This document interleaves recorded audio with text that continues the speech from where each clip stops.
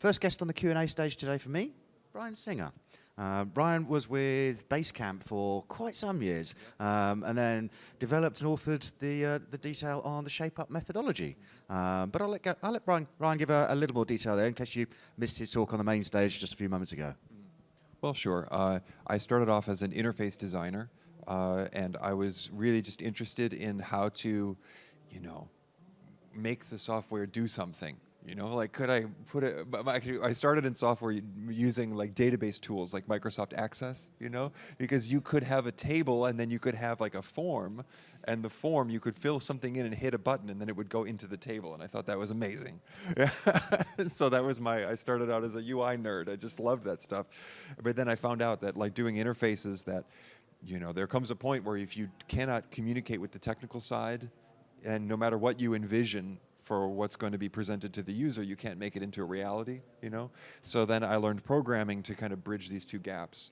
But then after some years, then also I found out that, well, even if you have good UI and you have good programming, but you don't understand the business problem and you cannot connect it to the other parts of what's going on, and you hit a wall again, So in a way, my journey has been, for the last 20 plus years, has been kind of solving one interface area after another, So we've taken a very different route through this then. I actually started it back in my university days doing a little bit of coding. And at a peer review point, swapping work with other students, one of them turned to me and said, "What you're trying to do here is spectacularly interesting. The way you join dots is fascinating. For the love of God, don't ever write code again." So we have to find our place, Yeah, I'm absolutely not the engineer. I join dots in businesses in an interesting way and make fun things happen. So very much at the opposite end of that side of things. But one of the things I wanted to touch on, we're going to take some questions from the audience as we go, but one of the first questions I had was that I know a number of authors, yourself included, and one of the things they typically say to me, they typically say is, "Oh my God, oh, I'm so happy it's done, never again." How was the writing process for you? Well, I've heard also authors say that, but usually it's after a year or 2 years have gone by, and I didn't spend so much time. So I actually didn't have to feel that some big burden was lifted, because the project was only, I think the whole thing end to end was 6 months. Okay. Yeah, from you have to write a book. Also, Jason at Basecamp told me, like, you need to write a book. And I was like, really? and I started, and then 6 months later we had it out, and I actually used a lot of the principles from the book on the book, and it helped a lot. So it wasn't painful. That sounds a little different to, I imagine, the typical writer's journey. But coming from somebody who's spent a life in the shipping zone, then that does make a lot of sense, certainly. Speaking of the Shape-Up methodology, one question I have is, a lot of people, product managers particularly, tend to be awash with frameworks, constantly looking at all of the different frameworks and all the different approaches and different methodologies they might use. If you were looking at Shape-Up and wondering whether to adopt it, what would be the best place to start in terms of a type of piece of work that you might want to attack, or a starting point of the methodology that might make it accessible? Where's a quick start point for people to experience some happiness and drive them forward?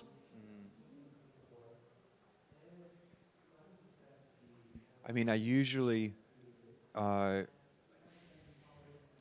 product manager alone cannot do very much, So my preference is to say, let some pain accumulate in the business around you until it becomes clear that not finishing things is a bad thing, so it can be that not shipping things is there's a point in the stage of the business, especially if it's more of a startup, or a growth stage, where there's a point of like, we need to be hitting the next target, and if we don't release, we're not going to do that, The other case that we see is where actually we are able to execute, we're able to finish things, but the way that we do it is so chaotic and ad hoc that we won't be able to repeat that when we hire more people, or when we go into our next stage of growth. You know what I mean? It's not kind of process enough or structured enough. It's not repeatable enough. Yeah. So it helps when those situations start to appear. Then you get a little bit of support around to say, could we meaning we together as a unit of the business. So not just me alone as a person in my role. Do I think that I could get enough alignment to do a pilot project in a different way? You know, because everyone around me is saying like we cannot continue in the current way. We have to try something else. You know, so then can we do a pilot project? And then doing the pilot project, the place where I would say is the easiest to start is to try holding a shaping session with with whoever is the most senior technical person on the team. Because probably they're never designing the projects with the technical people. Probably it's product and design working together, or business and design, or this, you know. But hold a 2-hour shaping session where you bring the technical person in and you sketch together what the architecture of this thing could realistically be in the time frame, and that's a very good start. Okay, thank you. One of the things that I was very taken with in the session you delivered on the main stage earlier was the shaping session and the work that goes on in there, which leads me to the current mode of working. We see more and more firms have hybrid working or fully distributed teams, fully remote working. How do you recommend best facilitating shaping sessions if people are remote like that? It's amazing how much you can do with a Zoom call and a Miro board. Yeah. Or Excalidraw or Lucid or whatever your whiteboarding thing is. The key thing, and I've heard this from a lot of teams who've gone through this adoption process, is they learn, like before there's this culture of we're going to get on a call and we're going to talk. And then like someone is going to somehow remember what we said so it turns into action later. Right? And the key difference in a shaping session is like the team starts to recognize that like if we're just talking, we're not actually getting anywhere. And then somebody opens up the whiteboard and starts to actually say, so what goes into the solution? And they start making sticky notes for the different pieces of the solution. And then it's like, okay, now we're actually working here. We're not talking anymore, you know? And that's you know, I mean, you can never get 100% of the in-person experience, you know? But if you have a relationship with each other, you can actually, if you already know each other because you've met in person, you can go very far with a Zoom shaping session for sure. I gotta say, my last firm and the current one, both are structured such that we try and get together in person 1 day a week. And we go deep on what we're doing next, or what the shape of that problem might be, or what else we need to flesh out. The rest of the time, we work remotely. But having that 1 day a week to get really good alignment is incredibly powerful. Yeah. And if not 1 day a week, I've seen some companies, you know, 3 days in a quarter can also go at least far enough that you remember the person's a human being, you know? Absolutely. I mean, you know, there's something to be said for humans being better together. We do like to bond. Absolutely, that counts for something. I mean, you touched a little on a couple of areas there of workplace culture, and that's kind of thing that not just with the hybrid working, remote working, but also so many other aspects of workplace culture are changing rapidly right now. I mean, both Coinbase and Basecamp had some sticky moments over the last couple of years. What do you think the future of workplace culture actually does look like? Because it's just going through huge change right now. I think it's less the workplace culture that changes, and it's more the economic environment around the workplace. So when there's a lot of money flying all over the place, it's easy for all kinds of things that aren't related to work or aren't related to progress to eat up more and more time and resources. But then as soon as you feel that pressure of like, wait a minute, we actually have to deliver something because the money is going to run out or the time is going to run out, then all of a sudden people become very reasonable. You know what I mean? So when I look back at a lot of what I've seen in the culture over the last few years, I think it's very much tied to this actually. It's more in the macro environment than it is, because the ones who had to survive were always making the hard trade-offs in the culture. Interesting. You know? And there's certainly with the co-founders that I have on my next project, one of the things that we've been very clear on is we actually don't want to raise too much too quickly, because it breeds ill discipline. You end up building stuff or doing stuff just because you can. Well, that's not a valid reason. Yeah, you want to have the closed feedback loop where you're finding out if the thing is working as you go. And the feedback, I mean, also we sometimes imagine that we can do research, but the market is the feedback. You know, if people put the money down, then it's working. And so it's always a challenge of how can I somehow design the structure that I'm in. It's not easy, you know. We want to be comfortable. Of course we want, and like I have also all of my precious ideas that I don't want to be destroyed by reality, you know, of like the tool that I'm going to build that's going to be like the amazing tool that everyone's going to use, you know.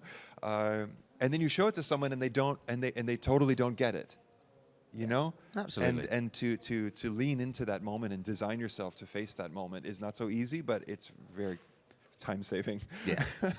No, I think you're on the same page as a number of people with that one. I know we've got Jana Basto in the room with us, and one of the things that Jana talks about regularly is that fundamentally your roadmap is a prototype for your strategy, and not many of them survive contact with reality. Yeah, for sure. Talking of the roadmap side of things, I mean, I think there was something in the Shape Up methodology that touched on the idea of getting rid of backlogs, which I guess to a lot of product managers is going to seem kind of weird. Can you talk to that a little?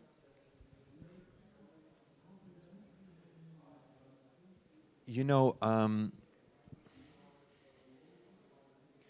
there's this illusion that we're going to put something in the backlog, and then we're going to attach 5 stars or 4 stars or impact versus cost, or we're going to decorate it with a lot of attributes, and then this is then going to turn into strategic clarity later. You know? And what we see in experience is that actually put it in the backlog is a way to deal with the inbound request. Somebody is saying you need to do something, and you don't have time, and you need to somehow do something with it, right? So you put it into the backlog, right? It's often sort of seen as a classic way of, I acknowledge your request and I'm doing nothing. Exactly. Yeah. Because what are you going to do? You can't drop. If you drop everything and do it, then great. But you know, and the thing is that. A lot of the times, the things that go into the backlog, they are the starting points for projects, but they aren't necessarily meaningfully thought through, well-shaped, framed. You know what I mean? Like efforts, right? So, it's actually I've learned that the backlog itself is actually fine. There's nothing wrong with having a backlog. The problem is when we have the false expectation that we can come into a meeting and pull things out of the backlog, and then this is going to somehow be good for the business, right? But then the thing is that anybody who really makes the decisions about roadmaps knows that the backlog is irrelevant, right? Nobody who is in a position to allocate resources has a meeting with executives and says, let's look at the backlog, right? So I don't need to tell people the backlog isn't working there. It's just not being used, right? So it's fine as it is. And there is probably also a place to enable, there is probably some meaning to like, can we have a mechanism for things to somehow float up that people who aren't involved in the resource allocation process to help it surface and get more attention? But there's still a whole gap there between it's in the backlog versus this is now part of strategy. You know? Yeah, that makes sense. I mean, there was a corp job I worked years back where I found my inbox was constantly flooded, and I think there's something similar going on here. And my approach to that was every year, Christmas, I would commit email bankruptcy. I would just delete everything in my inbox, and I worked on the assumption that if it was important enough, someone was going to come and ask me about that in January. Yeah. It sounds like there's some vaguely similar vibes going on here. Of course, there's also, when I was writing the book and we talked about backlog, I was more thinking about the kind of what people call the grooming or refinement process in Scrum. That there's a backlog of tickets, which should be, and it's more like execution tasks, you know. And from this backlog of tickets, then one can pull things, and if you do those tasks, then somehow you are moving the business forward. And this also isn't true, because individual tasks, they only move a project forward or they only move a strategy forward if they're all connected so that they do something together. Do you know what I mean? So it's like I talked about this morning in the talk, that it's the whole of the concept that matters about whether or not now we can say that the product has feature X, right? So if we're too much in the weeds of task management and we think that we keep doing tickets, we find that, you know, we're doing the tickets, but somehow still the progress of the overall effort isn't moving, you know? Yeah. That makes good sense. Mm-hmm. Okay. We talked briefly just before we sat up here about other people that we'd seen on the conference circuit or met in the product management world. Now, there's a lot of people here that are curious to learn, particularly on the product side of things. That's why they're in this room. Top three. Who would you be following outside of this room? Who do you respect? Whose work do you tend to read up on? Who can you recommend for us? I can just tell you who I learned from. First of all, I learned on the product side. My main mentor was Jason at Basecamp, Jason Fried, and when I needed, you know how it is. It's a little bit like growing up in your parents' house. Like I was young when I joined Basecamp. I had no work experience, and so then there came a point where I needed to reject my parents. And some years into my career, after, I think it was quite early. I became a teenager early, after 2 years or something at Basecamp, I started being like, well, who else could I learn from, outside of these four walls, yeah?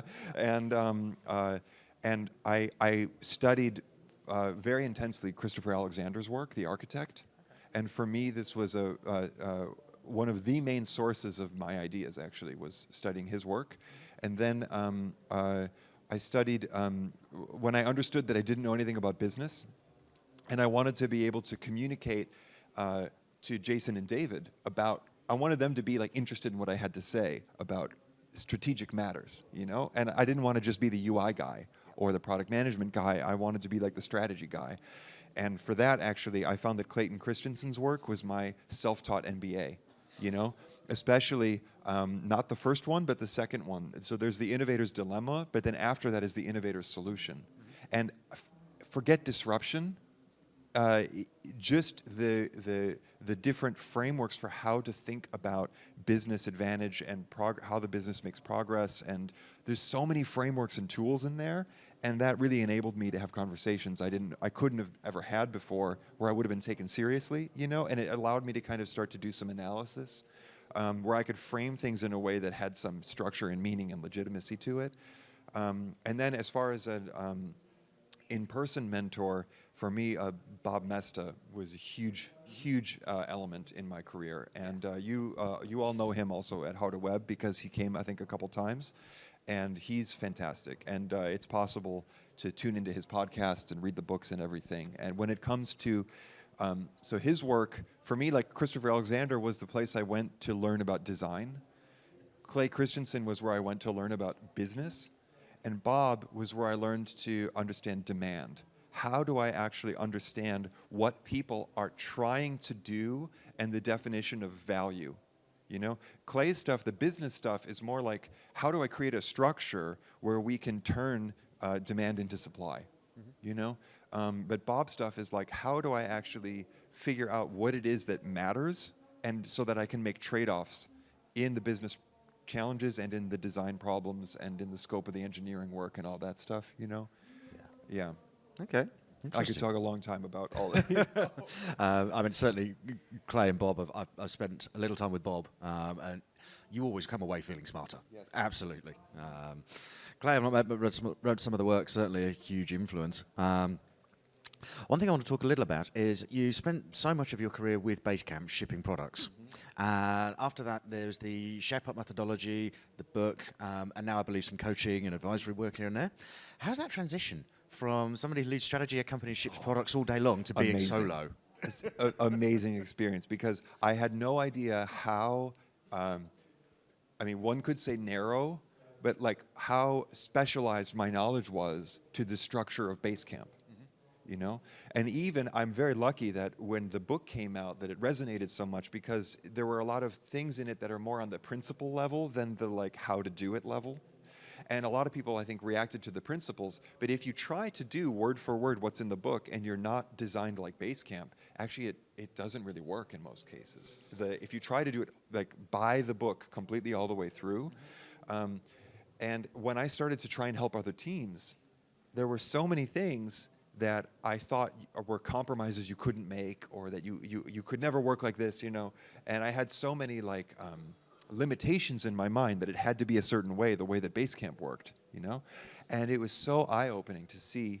So for example, like I've worked with teams where they had a different engineering department, and we understood like we have no influence over engineering, you know? So how are we going to do shape up? Yeah? And then we had to innovate, right? It's kind of safe to say you were institutionalized for there, sir. So it was fantastic. And then it helped me to actually really push also deeper into the subject and understand better, this is what shaping is really about. And you can actually do it with these people and have this boundary, but then we need a different tool to do the handoff of responsibility. You know, it led to so many new things. It's been very exciting, actually. So very much enjoying the coaching and the advisory and that side of things. And the freedom also to be independent is really a joy. It's also a roller coaster. It can be scary sometimes, you know. I spent a bit of time as a consultant, and I got to admit, the whole sort of looking for the next client, the next project all the time can be exhausting. Yeah. So, question is, would you go back to building products again and building a product company? I mean, I've already built like 3 side projects because I can't resist building things, you know. And I've also found, I think it's really if you're doing something like you know, I am somehow now the person who is talking about the framework of how different pieces of a company work together. You know, the designers and the engineers and blah blah blah. There's no better way to stay tuned in to the real subject than to build something, because then you're in it again. You know what I mean? Yeah. And I think it's even a little bit dangerous maybe to be in a position of talking about how to do things and not doing it yourself, you know? You get to the point where you're locked up in your academic ivory tower and too far away from the actual work face. Absolutely. Yeah. It's one of the reasons why the next thing I'm embarking on is a startup for community and events businesses. And it's why I work with events like How to Web, is so that I can make sure that, you know, despite the fact that I'm no longer involved in minor product, I'm still very much involved in the event scene and staying close to the problem space. So. The other thing that's been surprising is my wife Katya and I made this online course together, and I'd never made an online course before, and I had no idea what we would go through to do that. And it's so interesting how going through all the steps of figuring out what's in the course, like structuring it, like filming it, the editing, and then putting it onto the platform, it corresponds also to all of these phases of software development. You know, you're still building something, you're making something, and you have to bring a lot of different skills together. So it's also been interesting how there's so many different types of building, you know? So, yeah. Absolutely, absolutely. Okay, I want to open it up and make sure that everybody else has a chance to chip in. Are there any other questions? I know Ryan did a few from the main stage earlier, but we've got a smaller room and a little more intimate here. So any other questions that people want to chip in with? I have a question. Hi. Hi. Nice to meet you and see you in person. You answered part of my first question in your discussion, but I'm curious to find out, how did you get the buy-in from the team when you started to build a new framework for working, a new way of working? So how did you get the buy-in from the Yeah, the question was how to get buy-in from the team. When you imagine needing to get buy-in, and you think about product designers, engineers, engineering management, or whatever, you know what I mean? Who seems more difficult for you in terms of getting buy-in? the tech side? So mainly how did you get the buy-in from the tech people? So I've found I've not struggled. Every time I've gone to tech people and offered them a well-shaped concept and said, here's something that I've actually seen the opposite happens. If I go to technical people and I give them a Figma file, then they push back a lot, right? If I go to technical people and I talk to them, I want to talk with you about an idea we're having. They're kind of like, just give us the tickets. You know what I mean? You know what I mean? Like, don't talk to me about your idea. Like, give me the work, you know? When I get together with a technical person and we shape something, and it's not bullshit. You know what I mean? Like, it's like we know what we're talking about technically, and we're speaking their language, and we're describing something which is cool. You know, we're gonna use this API, and we're gonna talk to that, or we're gonna do this, and then this feature is gonna work, and it's doable, right? And they say like, yeah, that's a real thing. And if we go to them and then we say like, here's this project, and here's enough time to do it, and because you understand it so well, I don't need to bother you too much with questions, right? They say, sounds great. It's the designers who are more difficult. Because the designers, they want to come in and tell you it has to be this exact shade of blue before you've even understood all the technical aspects to it. You know what I mean? And so here, this is the part that usually takes a little bit more work. And the understanding that helps is to think about the difference between architecture and interior design. So in interior design, you have to choose, the tile that goes in the kitchen, yeah? And you have to, it should be beautiful, When the kitchen is finished, it should be really beautiful, and it should have nice tile and nice kitchen tap, and everything should be good, and the colors should be nice.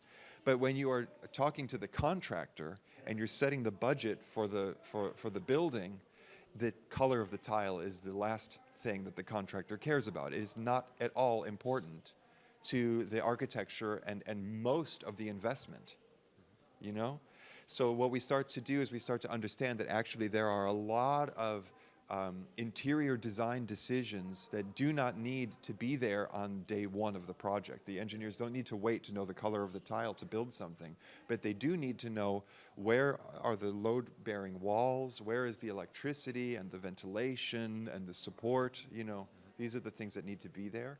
So this shifting of the balance, the thing that's very positive there, by the way, is that the designers usually don't have enough time. Usually you have not enough designers versus programmers, and they're very busy making everything perfect and beautiful, but a lot of their work is getting thrown away because it's not possible to build it exactly as they drew it.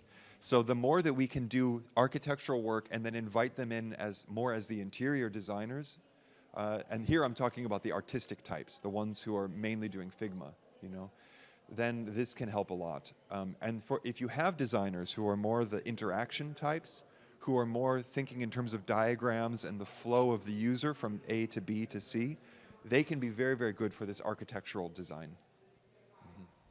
Awesome. Thank you so much. I'm conscious Ryan has been talking for pretty much an hour and a half straight now, so I'm going to let the man take a break. We'll take a couple of minutes to refresh, and I'll have our next guest up here, Darren. Ladies and gentlemen, Ryan Singer, thank you. Thanks very much.